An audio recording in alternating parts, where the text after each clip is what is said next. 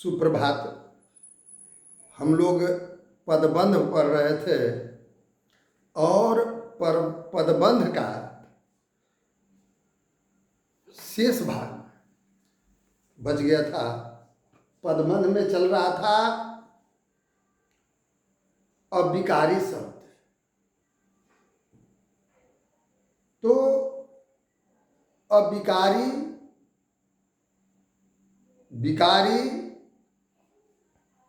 तो पहले तो हम लोग विकारी शब्द ही पहले हम लोग पढ़ रहे थे, जिसमें विकारी में हम एक काल नहीं पढ़ा पाए थे। तो हम पहले काल देखें कि काल है क्या चीज। तो काल किसे कहते हैं? काल और समय दोनों दो चीज है।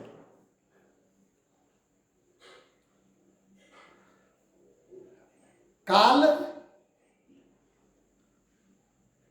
टाइम,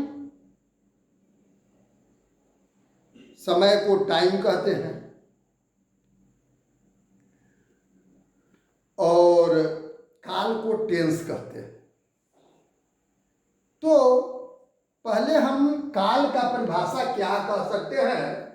तो मैं लिखा कि वह व्याकरणिक इकाई, वह व्याकरणिक इकाई जो क्रिया समय के प्रति, जो समय के प्रति क्रिया के होने का बोध कराता है।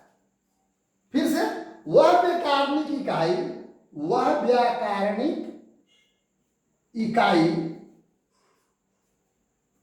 जो समय के प्रति क्रिया के होने का बोध कराता है। स्पष्ट है? यह एक व्याकरणिक इकाई है जो, क्या मैं बताया, जो समय के प्रति क्रिया के होने का बोध कराता है। वह क्या कहलाएगा? काल कहलाएगा। माने क्रिया किस समय में हो रहा है। इसीलिए इसे तीन भागों में बांट कर करके हम लोग अध्ययन करते हैं। जैसे पहला है वर्तमान काल, जो समय अभी चल रहा है, जो काम हो रहा है, इसमें है, हूँ, ये सब चिन्ह है। राम खाता है, राम खा रहा है, वह पढ़ रहा है, वह जा रहा है, ये सब है। भूतकाल, जो क्रिया समाप्त हो गई, माने क्रिया जो कार्य हो चुकी है वह भूतकाल हो गई। उसमें है था, थे, थी, आ, ए, ई। सोहन पटना गया, ये सब राम पढ़ता था, ये कौन काल हो गया? भूतकाल। और जो क्रिया होने वाली है वह क्या कहलाएगी? वह भविष्य काल कहलाएगी। उसमें पहचान चिन्ह है ऊंगा, एगा, ओगे, एंगे, ऊंगी, है ना, एगे, ओगे, अर्थात वह पढ़ेगा, तुम जाओगे, वह खाएगा। इस तरह से हम तीन काल को तीन वर्गों में बांट करके अध्ययन करते हैं। अब हम लोग प्रयोग या अनुवृत्ति के बारे में हम लोग पढ़ेंगे। प्रयोग या अनुवृत्ति है क्या जी, इसके बारे में पढ़ेंगे। तो प्रयोग का संबंध इस बात से है कि वाक्य में क्रिया किस संज्ञा के अनुसार बदल रही है, किस संज्ञा के अनुसार बदल रही है। जैसे क्रिया दो के अनुसार बदलती है, एक कर्ता के अनुसार और कर्म के अनुसार बदलते हैं।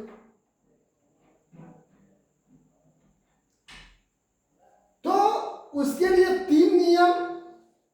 क्या 3 नियम भैया? तो पहला है कि कर्ता के अनुसार जब क्रिया बदले तो उसके कर्तरी प्रयोग करते हैं। पहला नियम क्या है? कर्ता के अनुसार क्रिया बदले तो उसको कौन प्रयोग? कर्तरी प्रयोग। जो प्रयोग मैंने बतलाया था, जैसे बच्चा दूध पीता है, वाह, और लड़की दूध पीती है। लड़की है तो पीती है, बच्चा है पुल्लिंग है तो पीता है। दूसरा नियम है जिसको कर्म के अनुसार क्रिया बदलती है, तो इसीलिए उसको कर्मणी प्रयोग करते हैं। जैसे सीता ने दूध पिया, तो दूध के अनुसार क्रिया हो गया। दूध पुल्लिंग है तो यहां पिया हो गया। सीता जबकि स्त्रीलिंग थी तो हो जाना चाहिए था सीता ने दूध पी, लेकिन नहीं, वह शुद्ध बात हो जाएंगे। सीता ने दूध पिया। चाय स्त्रीलिंग है तो राम ने चाय पी, क्योंकि कर्म के अनुसार। तो मुझे कहना है कि जो यहां हम बतलाए कि प्रयोग का संबंध इस बात से है कि वाक्य में क्रिया किस संज्ञा के अनुसार, किस संज्ञा मतलब वाक्य में जब कर्म कर्ता में भी संज्ञा रहेगा, कर्म में भी संज्ञा रहेगा। जैसे कहने का तात्पर्य है कि इसमें लड़की दूध पीती है, तो दूध भी संज्ञा है भाई, द्रव्यवाचक, और लड़की भी संज्ञा है।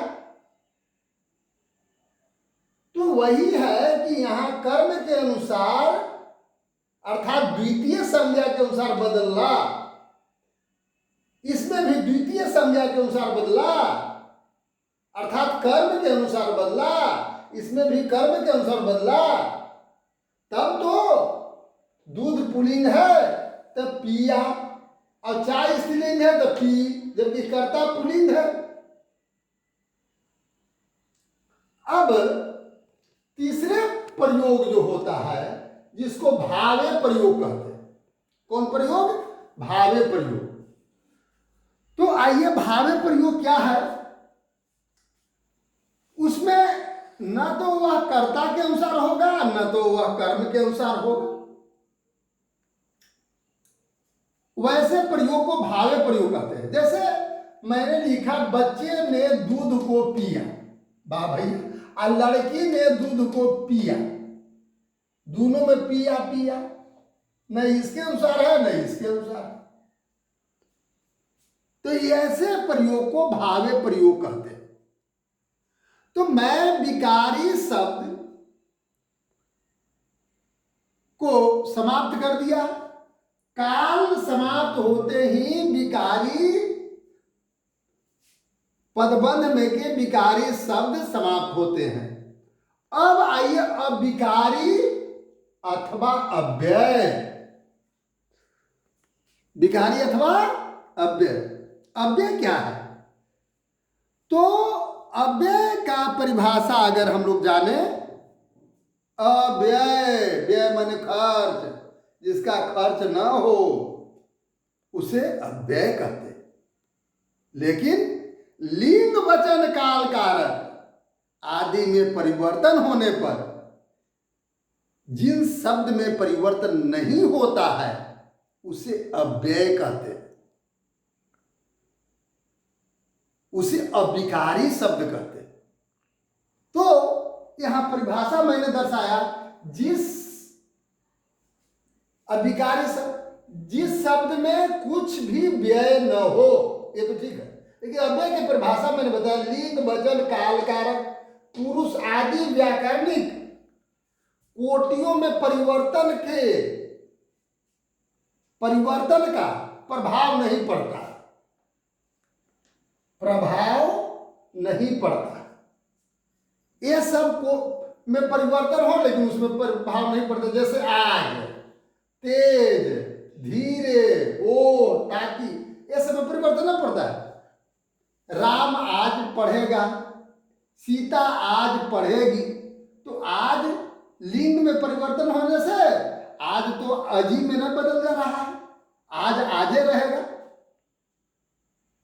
तो अब इसमें क्रिया विशेषण, अब विकारी शब्द में क्रिया विशेषण। क्रिया विशेषण क्या है भाई? स्पष्ट है, नाम से ही स्पष्ट हो जाता है। वह अविकारी शब्द जो क्रिया की विशेषता बतलाता है क्रिया विशेषण कहलाता है। जैसे राम धीरे धीरे दौड़ता है, माने दौड़ना क्रिया हुआ, क्रिया के विशेषता बतला रहा है, तो यह क्रिया विशेषण हुआ। कैसे दौड़ता है? धीरे धीरे दौड़ता है, दौड़ना क्रिया का विशेषता बता रहा है। तो इसको 4 भागों में बांट करके क्रिया विशेषण को हम लोग अध्ययन करते हैं। पहला क्या? रीतिवाचक क्रिया विशेषण। रीतिवाचक माने जो क्रिया के रीति के बारे में बताता है, क्रिया के रीति के बारे में विशेषता बतलाता है। जैसे क्या चीज? गाड़ी तेज चल रही है, चलने के रीति क्या है? तेज है। वह धीरे धीरे दौड़ता है, दौड़ने का क्या रीति है? धीरे धीरे। मैं उससे भली भांति परिचित हूं, यह क्या हुआ? रीतिवाचक है, परिचित हूं भली भांति, पूरा पूरा। अब स्थानवाचक क्रिया विशेषण क्या है भैया? जिस अविकारी शब्द से क्रिया के स्थान का बोध हो। जैसे कमला ऊपर बैठी है तो ऊपर स्थान है, वह नीचे गया, गया कहाँ? नीचे, स्थान का बोध हो रहा है, तो यह स्थानवाचक क्रिया विशेषण हो गया, है ना। फिर कालवाचक क्रिया विशेषण, जिस क्रिया से काल, वह क्रिया विशेषण जो क्रिया के काल का बोध कराता है, काल संबंधी विशेषता बतलाता है। राम रोज पढ़ता है, तो रोज क्या हुआ? काल हो गया। तुम प्रतिदिन खाते हो तो प्रतिदिन क्या हो गया? काल हो गया। तो ये कालवाची क्रिया विशेषण हुआ। चौथा है परिणामवाचक क्रिया विशेषण। परिणामवाचक क्रिया विशेषण क्या भाई? जिसे क्रिया का परिणाम का बोध हो, परिमाण का बोध हो, इसीलिए परिमाण वाचक क्रिया विशेषण कहते हैं। जैसे मैं जितना खाता हूं उतना मोटा होता हूं। जितना उतना क्या है? परिणाम, परिमाण का बोध कराता है। वह दूध बहुत पीता है, पीने है लेकिन बहुत, थोड़ा नहीं बहुत। तो ये सब क्या चीज है? परिणामवाचक क्रिया विशेषण है। तो इस प्रकार से अविकारी शब्द जिसको हम अव्यय कहते हैं, तो क्रिया विशेषण मैंने समाप्त कर दिया। फिर इसके बाद मैं बताऊंगा। Thank you.